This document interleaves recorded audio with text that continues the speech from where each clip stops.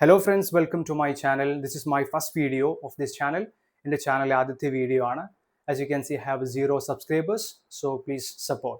So ഇന്നത്തെ വീഡിയോയിൽ നമ്മൾ iPhone 15ന്റെ എൻ്റെ ഒരു വർഷത്തെ യൂസർ എക്സ്പീരിയൻസ് ആണ് ഈ വീഡിയോയിൽ ഷെയർ ചെയ്യുന്നത്. എനിക്ക് അനുഭവപ്പെട്ട ഗുഡ് ആൻഡ് ബാഡ് എക്സ്പീരിയൻസ് എല്ലാം നമ്മൾ ഈ വീഡിയോയിൽ ഷെയർ ചെയ്യുന്നതായിരിക്കും. ഈ ഒരു ചാനൽ നമ്മൾ ഏതൊരു പ്രൊഡക്റ്റിൻ്റെയും യൂസർ റിവ്യൂ, വളരെ ജെന്യുവൻ ആയിട്ടുള്ള യൂസർ റിവ്യൂസ് മാത്രമായിരിക്കും ഈ ചാനലിൽ അപ്ലോഡ് ചെയ്യുന്നത്. So keep support. സോ ഇന്ന് നമ്മൾ iPhone 15ന്റെ ഏറ്റവും പ്രധാനപ്പെട്ട 6 കാര്യങ്ങളാണ് ഇതിനകത്ത് നമ്മൾ റിവ്യൂ ചെയ്യുന്നത്. So let's get into the video. ഒരു വർഷത്തോളമായി ഞാൻ iPhone 15 ഉപയോഗിക്കുന്നു. ഇതിപ്പോഴും നല്ലൊരു ഓപ്ഷൻ ആണോ, ക്യാമറ, ബാറ്ററി, പെർഫോമൻസ് എല്ലാം ഞാൻ ജെന്യുവൻ ആയിട്ട് വിലയിരുത്താം. So the first one, design and the build quality. വളരെ പ്രീമിയം ഡിസൈനാണ് iPhone 15 ഉള്ളത്. കർവ്ഡ് എഡ്ജസ്, മാറ്റ് ഫിനിഷ് എല്ലാം കൊണ്ടും കാണാൻ നല്ല പ്രീമിയം ലുക്കാണ്.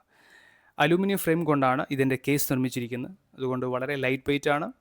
ഏകദേശം 170 ഗ്രാമാണ് ഇതിൻ്റെ വെയിറ്റ് വരുന്നത്. എന്നാൽ ഒരു വർഷത്തിന് ശേഷം ചെറുതായി സ്ക്രാച്ചും കളർ ഫേഡിങ് ഒക്കെ അതിൻ്റെ സൈഡുകളായിട്ട് വരുന്നുണ്ട്. സോ കേസ് ഇട്ട് ഉപയോഗിക്കുന്നതാണ് ഏറ്റവും best. So design and build ക്വാളിറ്റിക്ക് ഞാൻ കൊടുക്കുന്ന rating 8.5 out of 10. Second one is their display quality. ആപ്പിളിൻ്റെ super retina XDR OLED display വളരെ ഗോർജിയസ് ആയിട്ടുള്ള ഡിസ്പ്ലേ ആണ്. കളേഴ്സ് എല്ലാം നല്ല ക്വാളിറ്റി തരുന്നുണ്ട്. ഔട്ട്ഡോറിൽ 2000 നിറ്റ്സിൻ്റെ ബ്രൈറ്റ്നസ് തരുന്നത് കൊണ്ട് നമുക്ക് ഔട്ട്ഡോറിലെല്ലാം നല്ല വിസിബിലിറ്റി തരുന്ന ഒരു ഡിസ്പ്ലേ ആണിത്. അതുപോലെ അതിൻ്റെ മറ്റൊരു പ്രധാന ഫീച്ചറാണ് ഡൈനാമിക് ഐലൻഡ്. എന്നാൽ 60 ഹെഡ്സ് മാത്രമാണ് ഇതിൻ്റെ റീഫ്രഷ് റേറ്റ് വരുന്നത്. അതൊരു വലിയ പോരായ്മയാണ്. ആൻഡ്രോയിഡിൽ 120 ഹെഡ്സ് ഉള്ള ഉപയോഗിച്ച ആളുകൾക്ക് ഇത് വലിയൊരു വ്യത്യാസം ആയിരിക്കും. സോ ഡിസ്പ്ലേക്ക് ഞാൻ കൊടുക്കുന്ന rating 8 out of 10. Third one, the performance. ഐഫോണിൻ്റെ പെർഫോമൻസിലേക്ക് വരുമ്പോൾ A16 bionic chipset still flies. വളരെ മികച്ച പെർഫോമൻസ് ആണ് ഇത് തരുന്നത്. ഗെയിമിംഗ്, എഡിറ്റിംഗ്, മൾട്ടി ടാസ്കിങ് ഒരു ലാഗും സ്ലോ ഡൗണും ഇല്ലാതെയാണ് ഇത് വർക്ക് ചെയ്യുന്നത്. ബട്ട് തുടർച്ചയായിട്ട് നമ്മളൊരു 1.5 മണിക്കൂറൊക്കെ ഉപയോഗിക്കുകയാണെങ്കിൽ ഹീറ്റിംഗ് ഇഷ്യൂ നല്ലപോലെ ഉണ്ട്. നല്ല രീതിയിൽ ഹീറ്റാവും. ക്യാമറയും നമ്മുടെ ഗെയിമിങ്ങും കാര്യങ്ങളൊക്കെ ഉപയോഗിക്കുകയാണെങ്കിൽ തീർച്ചയായിട്ടും നല്ല പോലെ ഹീറ്റ് ആവുന്നുണ്ട്.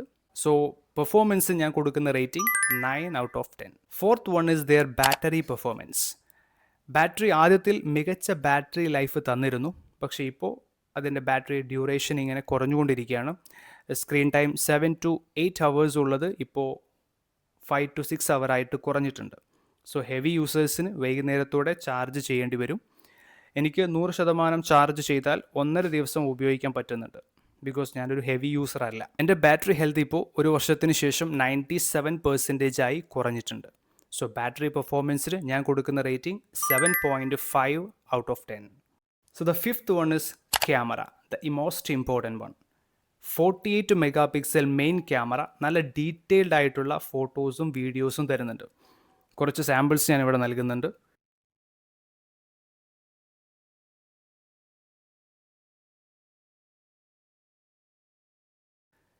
എന്നാൽ ലോ ലൈറ്റിൽ അത്ര ഷാർപ്പ് ഇമേജസ് തരുന്നില്ല. ഫ്രണ്ട് ക്യാമറയിലും ബാക്ക് ക്യാമറയിലും 4K 60 FPS വീഡിയോ നല്ല ക്വാളിറ്റിയിൽ നമുക്ക് എടുക്കാൻ പറ്റുന്നുണ്ട്. സിനിമാറ്റിക് മോഡും എക്സലൻറ്റ് റിസൾട്ടാണ് തരുന്നത്. എന്നാൽ ടെലിഫോട്ടോ ലെൻസ് ഇല്ല. കൂടാതെ ലോ ലൈറ്റിൽ ഫോട്ടോസ് അത്ര പോരാ. So my rating is 8.5 out of 10. So the last one is USB-C port. iPhone 15ൽ ഏറ്റവും മികച്ച അപ്ഡേറ്റുകളിൽ ഒന്നാണ് USB-C പോർട്ട് വന്നത്. ചാർജിങ്ങും ഫയൽ ട്രാൻസ്ഫറും ഒക്കെ വളരെ എളുപ്പത്തിൽ നമുക്ക് ചെയ്യാൻ പറ്റും. മിക്ക ആൻഡ്രോയിഡിൻ്റെ ചാർജറുകൾ നമുക്ക് ഇതിനകത്ത് സപ്പോർട്ടീവാണ്. എന്നാൽ ചാർജിങ് സ്പീഡ് അത്ര പോരാ. 1.5 മണിക്കൂറെങ്കിലും വേണം ഫുൾ ചാർജ് ചെയ്യാനായിട്ട്. My rating is 7.5 out of 10. ഒരു വർഷം കഴിഞ്ഞിട്ടും iPhone 15 ഇപ്പോഴും മികച്ച ഫോൺ തന്നെയാണ്. 60 ഹെഡ്സ് റീഫ്രഷ് റേറ്റും ടെലിഫോട്ടോ ലെൻസ് പ്രാധാന്യമല്ലെങ്കിൽ ഇത് നല്ലൊരു ഓപ്ഷനാണ്. മാത്രമല്ല വില ഇനിയും കുറയാൻ സാധ്യതയുണ്ട്.